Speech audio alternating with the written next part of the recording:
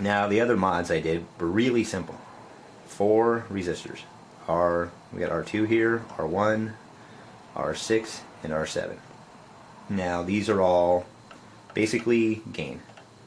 These 4 gain. These 2 right here, the R2 is your signal path, your positive signal path in directly from the 1/4" jack. Goes right into your preamp tube. And then R1, it's kind of weird they have them backwards. R1 actually just solders to the same point as R2 on the other side of the board and then dumps back to ground. Same thing as capacitor over here. Oh, I did I did want to say that anytime you see a capacitor dump into ground, it's generally there to shape the tone. And anytime you see a resistor dumping back to ground, it's generally there to shape the gain, the frequency of the gain, and so on. They do have some effect on tone, but like not as much as a capacitor back to the ground. So these 2 stock are both 68K ohm, and well, it seems weird that they're matched, and anywhere I've read they definitely recommend changing these out. So the R2, you could probably leave it 68K, but the R1 might as well bump it up to something. But I went with 1 mega ohms on R1, just to kind of limit the amount that's being dumped back to ground. And this is actually the second resistor I've tried in here. I tried a 22K, which I read was good somewhere, and with a couple other changes it was just too much gain, so I've bumped it up to a 47K. And what this does, especially with this big jump in here, it definitely puts a lot more back onto your volume knob. I think your volume knob has a much bigger part in the signal that's going in directly into this tube instead of being modified so much by these resistors.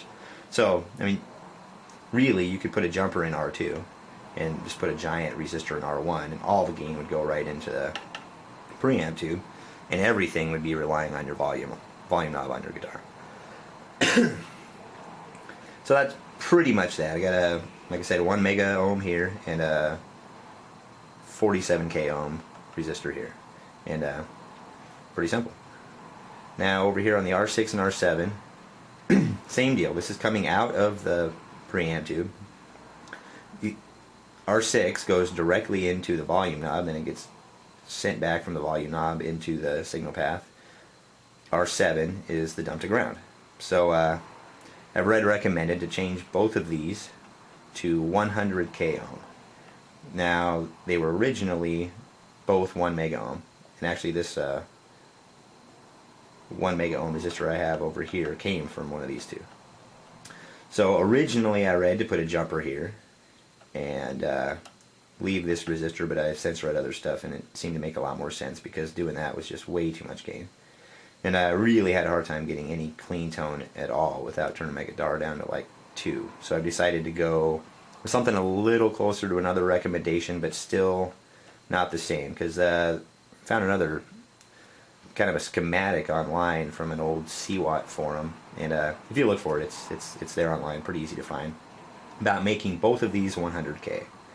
Now that in itself is going to give you more gain, but then having these 2 different, with the R6 being lower and the R7 going up, is going to increase the amount of signal that goes through the signal chain and does not get dumped back to ground. Also, the lower you make R6, the better, well, the more high-end tone you're supposed to get. So I did go with a 100K ohm resistor in R7, but I dumped R6 down to a 47K ohm, just like my other one here. And I haven't tried it yet. Like I said, there was too much gain before, but it sounded way better. So I'm hoping this will work out. But and I hope that really clarified for anybody watching what these things do, and you know that it's really not that big a deal to do this. You do have to solder, and doing that you got to remove all these screws. There's up here there's a gang of wires, like 9 wires. They all go to terminals on the board, but they're all laid out: terminal 1, terminal 2, terminal 3, terminal 4. I just took my time, wrote everything down on a list, and a couple wires are the same color, so I just put a couple marks on those and wrote that down on my list, and took those off. unscrew the board. There's a couple of connectors, one here, and then you just pull the wire off the back of the volume knob over there, and the board comes right out. There's one ground wire that's soldered into the board, so I just left it on and flipped the board out the other end of the chassis. But yeah, it was all really simple. I will definitely highly recommend getting some of this desoldering braid. If you're going to remove a resistor, desoldering braid, instructions are on the back of the package, and yeah, you use it right and the resistors pretty much just fall right out. So yeah, it's good. I will say be really careful if you're taking out the board. Make sure you turn off the amp, let it sit off for a good half hour, because these capacitors, even these little tiny guys, can store enough electricity to kill you, or so I'm told. So yeah, just let it sit for a while. Don't do anything silly. And yeah, I hope this has answered a few questions for somebody. They're all questions I was asking that I did a couple weeks research trying to find out, and so far so good. It's been pretty simple and straightforward, and everything I've done so far has made a change, you know. And if you don't like it at the end, you can always just put everything back. It's not a big deal. So yeah, have fun.